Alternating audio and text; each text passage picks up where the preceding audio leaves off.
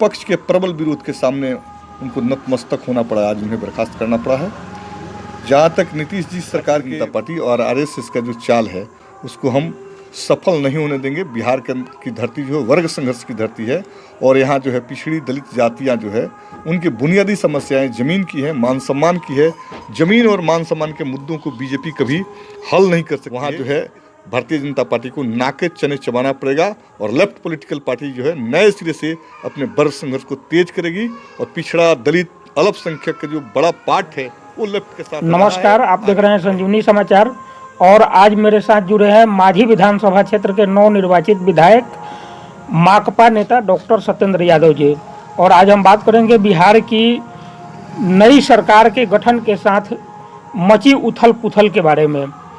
सत्येंद्र जी, आज यहाँ बिहार में जो नई सरकार बनी है, नई मंत्रिमंडल के जो मंत्री बने हैं, पदभार ग्रहण करने के साथ ही एक मंत्री के द्वारा आज इस्तीफा दे दिया गया। वो डॉक्टर मेवालाल चौधरी जी हैं जो वीसी रह चुके हैं और नियुक्ति घोटाले के आरोपी हैं। क्या इस सरकार की जो शुरुआती दौर का चाल ढाल है, आपको क्या लगता है इसका भविष्य कैसा होगा? जी नमस्कार, मैं सत्येंद्र जी। ये हमारी विपक्ष की ये पहली जीत है कि हमने नीतीश और मोदी सरकार को हमने बाध्य कर दिया मेवालाल जी को इस्तीफा के लिए। अपने जहाँ तक प्रश्न किया है, सरकार के शुरुआती दौर ये स्पष्ट है कि नीतीश जी और मोदी टीम मानसिक रूप से भ्रष्ट है। यह जानते हुए कि मेवालाल जी पर घोटाले के चार्ज हैं, केसेस हैं, उसके बावजूद भी इन लोगों ने उन्हें एजुकेशन मिनिस्टर बनाया था। मेवालाल जी की कम दोष है, ज़्यादा दोष है बीजेपी और जदयू नेता नीतीश कुमार को, जिन्होंने ये सब कुछ जानते हुए मेवालाल जी को मिनिस्टर बनाया। विपक्ष के लोगों ने, लेफ्ट पॉलिटिकल पार्टियों ने, कांग्रेस ने और आरजेडी ने शुरू में ही कहा था कि नीतीश कुमार जी जो जीरो टॉलरेंस की बात करते हैं भ्रष्टाचार के मामले में, ये तो सिर्फ वानगी है कि आप भ्रष्टाचार को कितना टॉलरेंस करते हैं। भ्रष्टाचार से नीतीश जी का कभी दूर दूर का जो है भ्रष्टाचार से गहरा रिश्ता रहा है। तो जाहिर सी बात है कि नीतीश जी मेवालाल जी को लेकर आए, लेकिन विपक्ष के प्रबल विरोध के सामने उनको नतमस्तक होना पड़ा, आज उन्हें बर्खास्त करना पड़ा है। जहाँ तक नीतीश जी सरकार के भविष्य का सवाल है, ये जाहिर सी बात है कि नीतीश कुमार ये छह बार मुख्यमंत्री का शपथ लिए हैं, 7वां बार ले रहे हैं। 6 कार्यकाल तो वो किसी तरह से निर्वहन कर चुके, लेकिन अभी जो गवर्नमेंट का कॉम्पोजिशन है वो कॉम्पोजिशन नीतीश जी के लिए सहूलियत पैदा नहीं करता, बल्कि ये सरकार को कठपुतली के तौर पर पीछे से आरएसएस हैंडलिंग कर रहा है। आप देख, क्या आपको लगता है कि नीतीश कुमार जी इस बार अपना कार्यकाल पूरा कर पाएंगे या नहीं? बिल्कुल, बिहार के अंदर नीतीश कुमार जी अपना कार्यकाल पूरा नहीं कर पाएंगे। मिड टर्म में चुनाव होंगे, अन्यथा महागठबंधन की सरकार बिहार के अंदर बनेगी। तो क्या लगता है कि बीजेपी इनकी जो है छीछा लेदर कराने के लिए मुख्यमंत्री बनाई है क्या?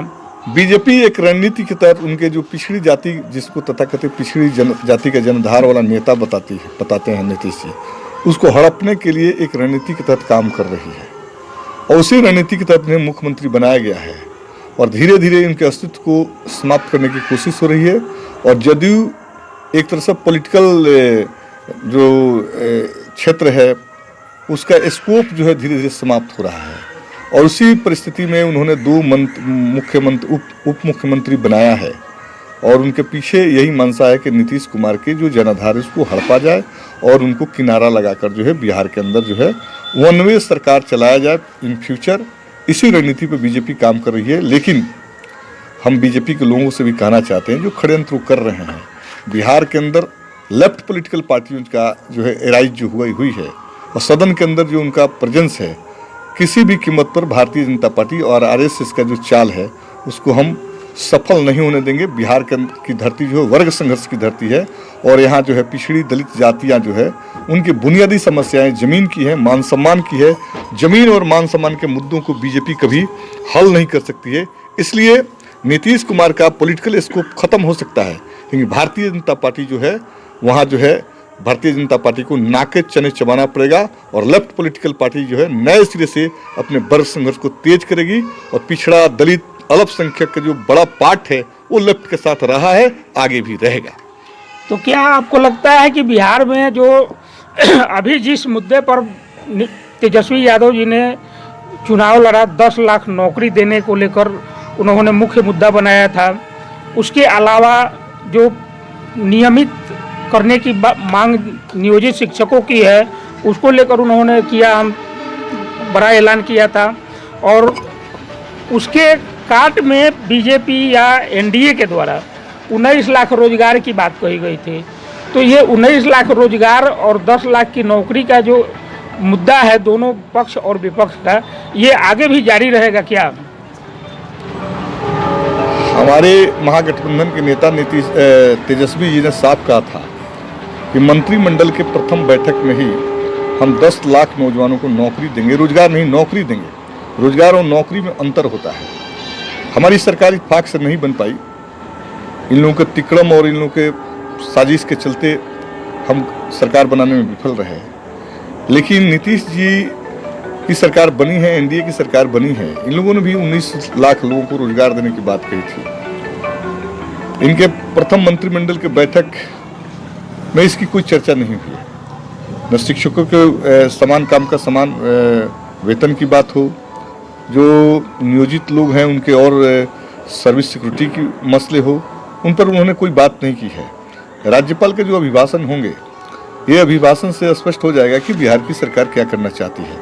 और हमारा प्रयास होगा कि बिहार विधानसभा के अंदर जो नौकरी के सवाल है, शिक्षकों को नियमित करने और उनके वेतन मान के सवाल है, टोला सेवक, आशा, ममता, आंगनबाड़ी सहायिका या रसोईया या वर्किंग क्लास के जो लोग भी इन्वॉल्व हैं उनके वेतन मान के सवाल है। ये सवाल बेरोजगारी का, 19 लाख रोजगार का और इन जो कर्मचारी हैं इनके सवाल, किसानों के सवाल, ऋण माफी का, ये विधानसभा के अंदर प्रमुख मुद्दे हो गए, जिसके आधार पर जो है हम बिहार सरकार को घेरेंगे और बिहार सरकार को जिस तरह से मेवालाल को हटाने के लिए हमने नतमस्तक कर दिया है, उनको अपने वादा को निभाना पड़ेगा, नहीं तो इस्तीफा देकर नीतीश कुमार को कुर्सी छोड़ना पड़ेगा। हम बाध्य कर देंगे संघर्ष से। धन्यवाद संजीवनी समाचार से बात करने के लिए। अभी हमारे साथ जुड़े थे मांझी के विधायक डॉक्टर सत्येंद्र यादव जी। आप बने रहे मेरे साथ। अगर आपने लाइक व फॉलो नहीं किया तो लाइक व फॉलो जरूर करें। नमस्कार।